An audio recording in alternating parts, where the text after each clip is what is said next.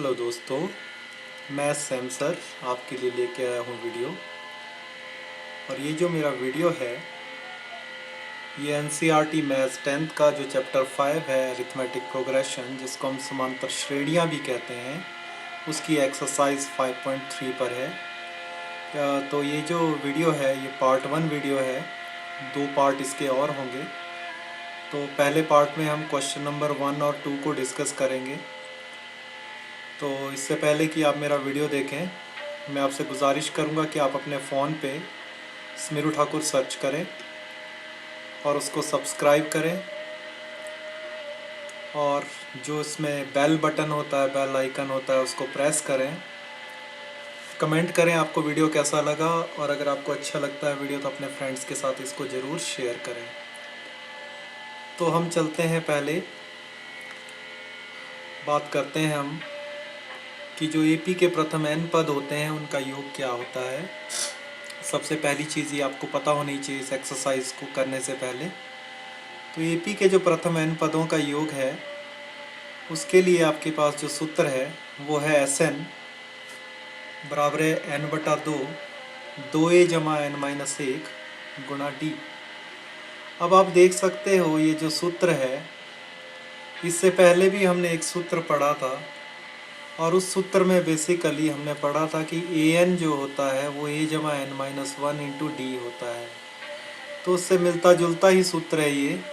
अब an की जगह हमने Sn लिख दिया है, और इसमें a के साथ 2 आ गया और साथ में n/2 ब्रैकेट से पहले जुड़ गया। तो इस तरीके से आप इस सूत्र को याद रख सकते हो। और बेसिकली ये जो सूत्र है, ये सूत्र Sn को दर्शाता है। Sn का मतलब है सम ऑफ n टर्म्स, जिसको इंग्लिश में बोलते हैं, या हिंदी में एपी के प्रथम n पदों का योग। तो S से मतलब सम ऑफ n टर्म्स, इस तरीके से भी आप याद रख सकते हो, मतलब एपी के प्रथम n पदों का योग। तो ये तो है आपका पहला सूत्र।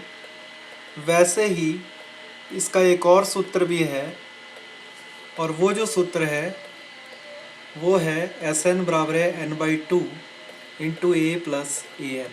तो ये n का सूत्र तो आपने पहले भी पढ़ा है। तो आप देख सकते हो कि ये जो दूसरा सूत्र है इसमें आपके पास जो टर्म आई है an, और इसका सूत्र आप इससे पिछले वीडियो में जो प्रश्नावली 5.1 है उसमें आपने an का सूत्र पढ़ा था। और an जो होता है वो अंतिम पद होता है, और अंतिम पद को हम L से भी डिनोट करते हैं, L से भी उसको डिनोट करते हैं, क्योंकि L से होता है लास्ट टर्म। तो इसीलिए ये जो दूसरा सूत्र है, ये दूसरा सूत्र भी आपको पता होना चाहिए। तो इनमें से आप कोई भी, चाहे आप a प्लस an याद रखिए या a प्लस l याद रखिए, तो ये सूत्र आपको दोनों याद होने चाहिए। तो ये निर्भर करता है कि आपको क्या दिया है, उसके अकॉर्डिंगली ही आपका सूत्र लगेगा। जैसे अगर आपको a, n और d दिया हो, अगर आपको a, n और d दिया हो तो आप पहला सूत्र इस्तेमाल करोगे। अगर आपको a दिया है, n दिया है और अंतिम पद दिया है, तब आप दूसरा सूत्र इस्तेमाल करोगे। तो अब चलते हैं पहले प्रश्न पे। उम्मीद है कि आपको ये दोनों सूत्र याद हो गए होंगे, या तो आप लिख के इसको बार बार लिख के याद कर लें, क्योंकि इसके बगैर आप इस प्रश्नावली को नहीं कर सकते हैं। तो अब चलते हैं पहले प्रश्न पे। तो पहला प्रश्न जो कहता है वो ये है कि निम्न समांतर श्रेणियों का योग ज्ञात कीजिए।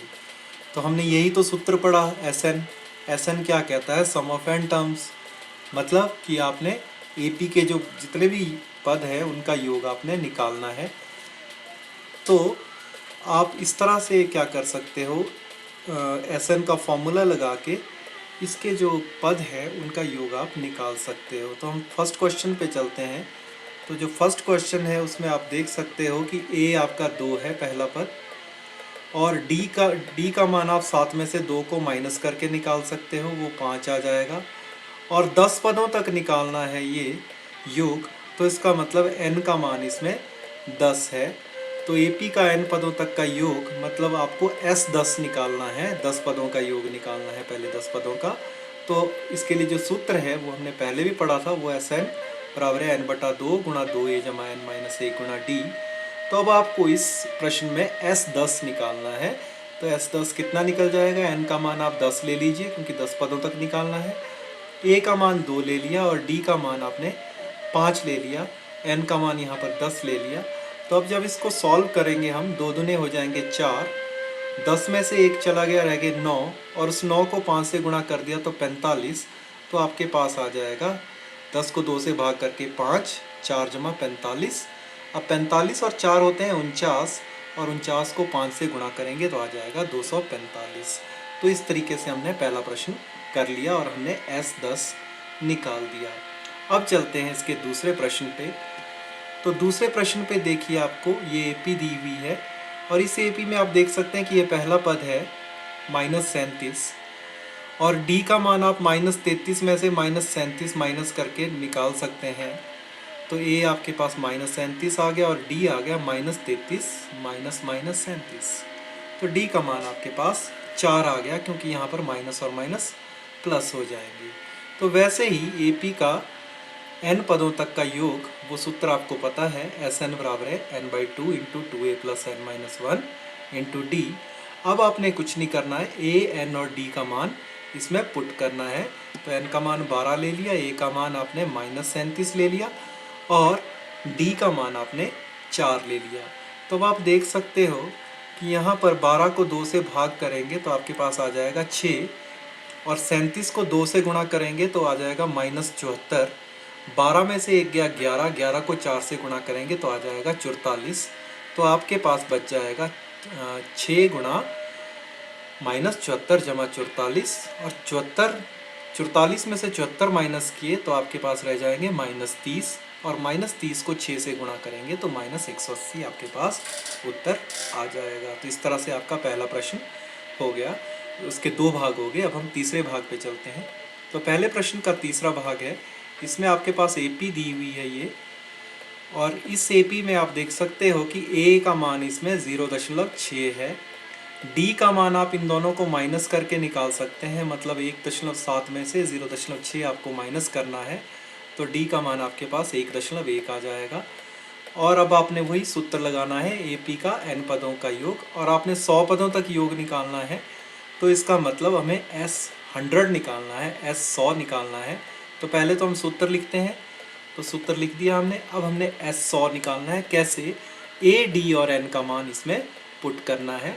तो A, D और n का मान जैसे ही पुट करेंगे हम, तो आप देख सकते हैं n हमने 100 ले लिया है, A हमने 0.6, n का मान 100 और D का मान 1.1 ले लिया है। अब 100/2 इसको आप सॉल्व करोगे तो ये आ जाएगा 50।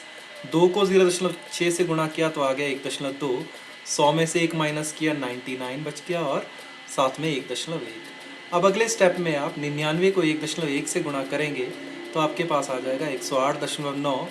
अब इन दोनों को जब आप जमा करेंगे 108.9 और 1.2 को, तो आपके पास आ जाएगा 110.1, और इनको गुणा करके आपके पास उत्तर 5505 आ जाएगा। तो इस तरीके से हमने S100 कैलकुलेट कर दिया। अब चलते हैं इसी प्रश्न के चौथे भाग पे। तो आप देख सकते हो यहाँ पर AP दी हुई है, और इस AP में आपने 11 पदों तक योग ज्ञात करना है। इसका मतलब n का मान इसमें 11 है।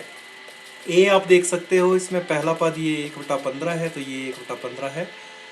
वैसे ही D का मान किन्हीं 2 पदों को माइनस करके आ जाएगा। तो दूसरे पद में से पहला पद माइनस कर लिया तो आपके पास आ जाएगा 1/60, क्योंकि ये जो 2 पद हैं आपके पास, इसको सॉल्व करके आपके पास 1/60 आ रहा है। अब आपने कुछ नहीं करना है, आपने फॉर्मूला लिखना है AP का n पदों तक का योग, और वो फॉर्मूला है n/2 2a plus n-1 into D।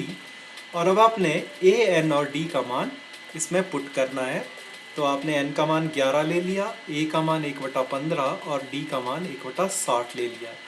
तो अब आप देख सकते हो कि 11 में से 1 गया 10 रह गया, और 10 को जब आप 60 से भाग करोगे तो रह जाएगा आपके पास 1/6। तो इस तरह से आपके पास 11/2 गुणा 2/15 जमा 1/6 रह गया। तो यहाँ पर आप इसको सॉल्व कर लें। इसको आप सॉल्व कर सकते हैं क्रॉस मल्टीप्लाई करके। तो क्रॉस मल्टीप्लाई करके आप इसको सॉल्व कर दें तो ये 6 दूने 12 हो जाएगा, 12 और 15 27 हो जाएगा, तो 27/90 आ जाएगा। तो आपके पास 11/2 गुणा 27/90 को जब आप 3 से काटोगे तो 30 रह जाएगा। और ये भी आपके पास 3 से कट रहा है, तो 3 तिये 9 और 3 धाए 30, तो आपके पास उत्तर आ जाएगा 11 तिये 33 और 10 दूने 20 उत्तर आ जाएगा आपके पास। तो अतः उत्तर आपके पास 33/20 आ गया। अब चलते हैं अगले प्रश्न पे। तो अगला प्रश्न दूसरा प्रश्न है जिसका पहला भाग आपके पास दिया हुआ है और इसमें योगफल ज्ञात करना है आपने। तो इसमें आप देख सकते हैं कि इसमें पद नहीं दिए हैं कि पद कितने हैं, पर इसमें आपको लास्ट टर्म दी हुई है, मतलब अंतिम पद दिया हुआ है और प्रथम पद दिया हुआ है। तो जब भी आपको प्रथम पद और अंतिम पद दिया हो और आपको पता है कि इसमें ए का मान भी आपको पता है, डी का मान आप यहाँ से इनको माइनस करके निकाल सकते हो, तो इसका मतलब इसमें एस एन का जो दूसरा ए प्लस एल वाला फॉर्मूला है वो इसमें इस्तेमाल होगा। तो यहाँ ए आपके पास 7 है, डी का मान किन्हीं दो को माइनस करके आ जाएगा। तो आप 10 से 1/2 में से 7 को माइनस करेंगे, 10 से 1/2 होता है 21/2, उसमें से 7 को माइनस करेंगे तो आप यहाँ पर क्रॉस मल्टीप्लाई करेंगे। तो क्रॉस मल्टीप्लाई करके आपके पास 21 - 14 आ जाएगा। 21 में से 14 गए, रह गया आपके पास 7, तो डी आपके पास 7/2 आ गया। अब आपको पता है क्योंकि इसमें एनवा पद हमें पता नहीं है कि कौन सा पद है, वो पता नहीं है, तो हम मान लेते हैं कि एपी का एनवा पद 84 है। तो अब हम जो आपका सूत्र है वो सूत्र है टी एन बराबर, जो टी एन आपके पास है जो अंतिम पद है, इसको टी एन भी लिख सकते हैं, आप ए एन भी लिख सकते हैं। तो टी एन आपके पास 84 है और आपको पता है कि जो ए एन या टी एन है वो ए जमा एन माइनस 1 गुना डी होता है। तो ए जमा एन माइनस 1 गुना डी 84 के बराबर है। अब आप इसमें ए और डी का मान रख लीजिए तो आपके पास आ जाएगा 7 जमा एन माइनस 1 गुना 7/2 बराबर है 84। इस 7 को आप दूसरी तरफ ले जाइए, 84 में से 7 माइनस करेंगे तो 77 रह जाएगा। तो एन माइनस 1 गुना 7/2 77 आ गया। ये 7/2 यहाँ पर गुणा हो रहा है, दूसरी तरफ जाके भाग हो जाएगा या उस तरफ जाके 2/7 आ जाएगा गुणा करके। तो n माइनस 1 आपके पास 77 गुणा 2/7 आ जाएगा। 7 से 77 कट जाएगा, यहाँ पर 11 आ जाएगा आपके पास। और आपको पता है 11 दूने होते हैं 22, तो n माइनस 1 22 के बराबर आ गया। इसका मतलब है अब 1 को दूसरी तरफ ले जाएंगे तो n 23 के बराबर आ गया। अब हमने n का मान निकाल लिया है, तो अब हम क्या कर सकते हैं, Sn जो पदों का योग है वो निकाल सकते हैं। तो आपको पता है कि कितने पद है 23, तो इसका मतलब हमने इसमें S23 निकालना है। तो S23 के लिए जो फॉर्मूला है वो आ जाएगा n/2 गुणा a जमा l, और n आपके पास 23 है, a आपके पास 7 है और l आपके पास अंतिम पद 84 है। तो ये आ जाएगा आपके पास 84 और 7 होते हैं 91, तो 23/2 गुणा 91, और 91 को 23 से आप गुणा करोगे तो आ जाएगा 2093 और बटा 2। तो ये आपका n पदों का योग आ जाएगा। अब चलते हैं वैसे ही इसके दूसरे प्रश्न पे। तो दूसरा प्रश्न जो आपके स्क्रीन के सामने है वो ये है, आपके पास ये एपी दी हुई है। तो इसमें आपको दिख रहा है कि ए इसमें 34 है, डी का मान 32 में से 34 माइनस करके -2 आ जाएगा। और वैसे ही हम क्या करेंगे, माना एपी का एनवा पद 10 है क्योंकि ये लास्ट पद है इसका 10, तो टी एन जो है आपके पास या ए एन है वो 10 के बराबर आ जाएगा। तो पिछली बार मैंने टी एन इस्तेमाल किया था, इस बार मैं ए एन यूज़ कर रहा हूँ। तो ए एन और टी एन एक ही बात है, इसीलिए मैंने बार बार इनको अलग करके लिया। तो ए एन 10 है, इसका मतलब ए जमा एन माइनस 1 गुणा डी 10 के बराबर है। अब यहाँ से आप ए और डी का मान इसमें पुट कर लीजिए, इसमें रख लीजिए मान, तो आपके पास आ जाएगा 34 जमा एन माइनस 1 गुणा -2 बराबर है 10। अब आप क्या कर लीजिए, 34 को दूसरी तरफ ले जाइए तो ये माइनस हो जाएगा। 10 में से 34 माइनस किए आपके पास आ जाएगा -24, तो n माइनस 1 गुणा -2 आ जाएगा -24। ये -2 यहाँ गुणा हो रहा है, दूसरी तरफ ले जाएंगे तो भाग हो जाएगा। -24 से -2 को भाग करेंगे तो 12 रह जाएगा और n आपके पास 13 आ जाएगा। अब आप Sn निकाल सकते हैं, तो फॉर्मूला वही लगेगा जो इसके पहले भाग में लगा था। तो AP का n पदों तक का योग जो Sn है वो n/2 × a + l। अब n आपके पास 13 है, तो इसका मतलब हमने S13 निकालना है। तो S13 आ जाएगा 13/2 गुणा 34 जमा 10, 34 और 10 होते हैं 44, 2 से 44 कट जाएगा, तो आपके पास बच जाएगा 22 गुणा 13, और 22 गुणा 13 होते हैं 286, तो आपके पास 286 इसका उत्तर आ जाएगा। वैसे ही इसके तीसरे भाग पे चलते हैं। तो इसका तीसरा भाग यहाँ पर आपके पास AP दी हुई है, और आप देख सकते हैं कि इस AP में A-5 है और D का मान -8 में से -5 को माइनस करके आ जाएगा, और वो आ जाएगा -3। तो अब वैसे जैसे पिछले भाग को किया था वैसे ही हम क्या करेंगे इसमें कि AP का nवां पद है वो लेंगे -230, और AN का जो मान है या TN का जो मान है वो है -230, और TN का मान आपको पता है A जमा N माइनस A गुणा D होता है, तो ये -230 के बराबर आ गया। अब आपने A और D का मान यहाँ ऊपर से यहाँ पर पुट करना है, तो उससे आपके पास एक समीकरण बन गया। अब ये जो -5 है इसको आप दूसरी तरफ ले जाइए तो ये प्लस का 5 हो जाएगा, और -230 में 5 जोड़ेंगे तो -225 बच जाएगा आपके पास। तो n-1 गुणा -3 आ जाएगा -225। -3 यहाँ पर गुणा हो रहा है, दूसरी तरफ जाके भाग हो जाएगा, और 225 -225 को -3 से भाग करेंगे तो 75 आ जाएगा, और इसी तरह से n आपके पास 76 आ जाएगा। तो अब n आपके पास 76 आ गया है, तो अब आपने Sn का सूत्र लगाना है। तो AP का n पदों तक का योग जो आपको सूत्र पता है वो है n/2 × a + n। अब आपने इसमें कुछ नहीं करना है, n का मान रखना है। तो हमें n क्योंकि 76 है तो S76 निकालना है हमने, तो S76 आ जाएगा 76/2। पहला पद आपके पास -5 है और अंतिम पद आपके पास -230 है, तो ये वैल्यूज़ हमने पुट कर दी। -230 और -5 हो गए -235, और 38 से जब आप इसको गुणा करोगे तो आपके पास उत्तर आ जाएगा -8930। वैसे ही चलते हैं इसके अगले वैसे ही ये जो उत्तर आ गया आपका -8930, इसी के साथ मेरा ये जो वीडियो है इसका फर्स्ट पार्ट ख़त्म होता है। Thank you.